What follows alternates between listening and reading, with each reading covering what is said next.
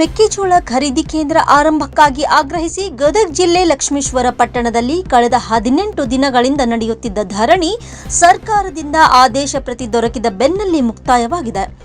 ನಿನ್ನೆ ರಾತ್ರಿ ಅಹೋರಾತ್ರಿ ಧರಣಿ ಮುಕ್ತಾಯವಾಗಿದ್ದು, ಕಳೆದ 3 ದಿನಗಳಿಂದ ಆದರಹಳ್ಳಿ ಗವಿಮಠದ ಕುಮಾರ ಮಹಾರಾಜರಿಂದ ನಡೆದಿದ್ದ ಉಪವಾಸ ಮುಕ್ತಾಯವಾಗಿದೆ. ವೇದಿಕೆ ಮೇಲಿದ್ದ ಉಪವಾಸಗೈದ ಶ್ರೀಗಳ ಜೊತೆ ಗದಗ ಡಿಸಿ ಮಾತುಕತೆ ನಡೆಸಿ ಶ್ರೀಗಳ ಆರೋಗ್ಯ ವಿಚಾರಿಸಿದ ಡಿಸಿ ಸಿಎನ್ ಶ್ರೀಧರ್ ಎಳೆನೀರು ಕುಡಿಸಿ ಶ್ರೀಗಳ ಉಪವಾಸ ಬಿಡಿಸಿದ್ರು.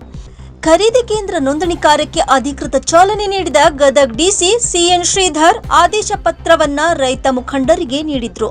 ಚಾಲನೆ ನಂತರ ಅಸ್ವಸ್ಥಗೊಂಡ ಉಪವಾಸ ಮಾಡಿದ ಶ್ರೀಗಳ ಆರೋಗ್ಯದಲ್ಲಿ ಏರುಪೇರಾಗಿದ್ದು, ಕುಮಾರ ಮಹಾರಾಜರನ್ನ ತಕ್ಷಣ ಆಂಬ್ಯುಲೆನ್ಸ್ ಮೂಲಕ ಆಸ್ಪತ್ರೆಗೆ ರವಾನಿಸಿದ್ರು.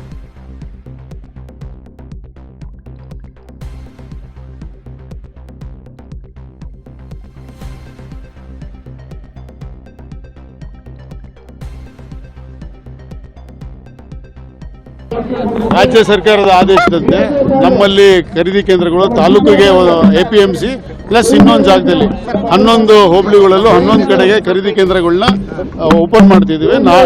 ನಾಳೆಯಿಂದ ರಿಜಿಸ್ಟ್ರೇಷನ್ ಶುರುವಾಗುತ್ತೆ. ಗುರುವಾರದಿಂದ ಖರೀದಿ ಸ್ಟಾರ್ಟ್ ಆಗುತ್ತೆ. 12 ಖರೀದಿ ಕೇಂದ್ರಗಳು ಇದಾವೆ. ಇವತ್ತಿಗೆ ಗೌರ್ಮೆಂಟ್ ಆರ್ಡರ್ ಇರೋದು ಒಬ್ಬರಿಂದ 5 ಕ್ವಿಂಟಾಲ್. ಇವತ್ತಿಗೆ ಗೌರ್ಮೆಂಟ್ ಆರ್ಡರ್ ಒಬ್ಬರಿಂದ 5 ಕ್ವಿಂಟಾಲ್ ತಗೊಳಕಿದೆ. ಅವ್ರು ಎಷ್ಟೇ ಬೆಳೆದಿದ್ರು 5 ಕ್ವಿಂಟಾಲ್ ಅಂತ ಇವತ್ತಿಗೆ ಆರ್ಡರ್ ಇರುತ್ತೆ. ನಾಳೆ ಚೇಂಜ್ ಆದ್ರೆ ನಾಳೆ ಚೇಂಜ್. ಖರೀದಿ ಕೇಂದ್ರ ಮ್ಯಾಪಿಂಗ್ ಅಲ್ಲಿ ಟೆಕ್ನಿಕಲ್ ಎರರ್ಸ್ ಇತ್ತು. ಆ ಟೆಕ್ನಿಕಲ್ ಎರರ್ಸ್ ಎಲ್ಲ ಕ್ಲಿಯರ್ ಮಾಡ್ಕೊಂಡು ಮಾಡೋದಕ್ಕೆ ಆಗ್ಬೇಕಿತ್ತು. ಮಧ್ಯಾಹ್ನ ACS ಮೇಡಮ್ ಮೀಟಿಂಗ್ ಕರೆದಿದ್ದ ಹಲವಾರು ಈ ಡಿಸಿಷನ್ಸ್ ತಗೊಳ್ಳೋ ಆಫೀಸರ್ಸು ACS ಮೀಟಿಂಗ್ ಅಲ್ಲಿ ಸೇರ್ಕೊಂಡ್ಬಿಟ್ಟಿದ್ರು. ಸೊ ಆ ಮೀಟಿಂಗ್ ಮುಗಿದ ಮೇಲೆ ಮಧ್ಯದ ಗ್ಯಾಪಲ್ಲಿ ಮಾಡಿಸಿ CM ಮೀಟಿಂಗ್ ಸ್ಟಾರ್ಟ್ ಆಯ್ತು. ಅವ್ರಿಗೆ CM ಮೀಟಿಂಗ್ ಹೇಳಿದ್ದಾರೆ. ಇದನ್ನ ಓಪನ್ ಮಾಡಿಸ್ಕೊಂಡು ನಾವು ಇಲ್ಲಿ ಕೆಲಸ ಮಾಡಿದ್ವಿ. ಸಮಸ್ಯೆ ಕ್ಲಿಯರ್ ಆಗಿದೆ ಅಂತ ಹೇಳಕ್ಕೆ ನಾನು ದೇವರಲ್ಲಪ್ಪ. ಇವತ್ತಿಗೆ ಗೊತ್ತಿರೋ ಸಮಸ್ಯೆ ಕ್ಲಿಯರ್ ಆಗಿದೆ. ಸರ್ಕಾರ ಈಗಾಗಲೇ ಏನು ಮೆಕ್ಕೆಜೋಳ ಖರೀದಿ ಮಾಡಬೇಕಂತೇಳಿ ನಾವು ಕಳೆದ 18 ದಿನಗಳಿಂದ ಅಹೋರಾತ್ರಿ ಧರಣಿಯನ್ನ ಮಾಡಿದ್ವಿ. ಈ ಸಂದರ್ಭದಲ್ಲಿ ನಮ್ಮ ಬಹಳಷ್ಟು ಹೋರಾಟಗಳಾಗಿದ್ದಾವೆ. ರಸ್ತೆ ತಡೆ ಆಗಿದ್ದಾವೆ. ನಮ್ಮ ಲಕ್ಷ್ಮೇಶ್ವರ ಬಂದ್ ಕರೆ ಆಗಿದೆ. ಪೂಜ್ಯರು 9 ದಿವಸ ಉಪವಾಸ ಕುಂತದಾಗಿದೆ. ಇಂಥ ಎಲ್ಲ ಹೋರಾಟಕ್ಕೆ ಸರ್ಕಾರ ಮಾಡಿದ್ದು. ಯಾಕಂದ್ರೆ ಇದು ಲಕ್ಷ್ಮೇಶ್ವರದಿಂದ ಇಡೀ ರಾಜ್ಯಕ್ಕೆ ನ್ಯಾಯ ಸಿಗುವಂತ ಕೆಲಸ ಆಗಿದೆ.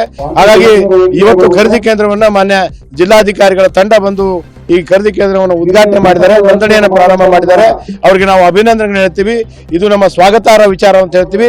ಆದರೆ ಒಂದು ವಿಚಾರ, ರೈತರು ಬೆಳೆದಂತ ಮೆಕ್ಕೆಜೋಳನ ಬರೀ 5 ಕ್ವಿಂಟಲ್ ತಗೊಳ್ತೀವಿ ಅಂತಕ್ಕಂಥ ಏನು ಆದೇಶ ಇದೆ, ಆ ಆದೇಶವನ್ನು ನಾವು ಒಪ್ಪಲ್ಲ.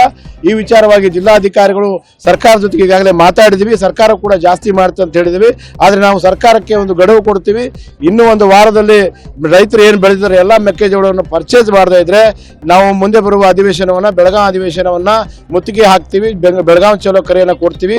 ಈ ಹೋರಾಟಕ್ಕೆ ಬೆಂಬಲ ನೀಡಿದಂತ ಎಲ್ಲ ಗಣ್ಯಮಾನ್ಯರನ್ನ, ಸ್ವಾಮೀಜಿಗಳನ್ನ, ಹೋರಾಟಗಾರರನ್ನ, ರೈತ ಬಂಧುಗಳನ್ನ ಪ್ರತಿಯೊಬ್ಬರಿಗೂ ಕೂಡ ನಾವು ಅಭಿನಂದನೆ ಹೇಳ್ತೇವೆ. ಇದು ನಮ್ಮ ತಾತ್ಕಾಲಿಕ ಜಯ. ಮುಂದೆ ತಾತ್ಕಾಲಿಕ ಅಂದ್ರೂ ಕೂಡ ಅರ್ಧ 50% ಜಯ ಆಗಿದೆ. ಯಾಕಂತ ಹೇಳಿದ್ರೆ ಇದನ್ನ ಯಾರು ಮಾಡೋಕ್ಕಾಗಲ್ಲ, ಇದು ಆಗಲ್ಲ ಅಂತಕ್ಕಂಥ ಧೋರಣೆ ಇತ್ತು. ಆದರೆ ಈ ಹೋರಾಟದಿಂದ ಇಡೀ ಸರ್ಕಾರವನ್ನು ನಡಗಿಸಿ ಈ ಒಂದು ಜಯವನ್ನು ಗಳಿಸಿದ್ದೀವಿ. ಇದು ಎಲ್ಲರ ಒಂದು ಜಯ ಅಂತ ಭಾವಿಸ್ತೀವಿ. ಇನ್ನೂ 50% ಏನು ನಾವು ಹೋಪ್ಸ್ ಅಲ್ಲಿ ಇದ್ದೀವಿ.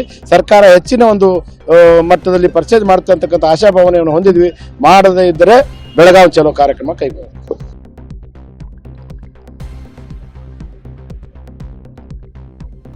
Rice of news, Lakshmeshwar.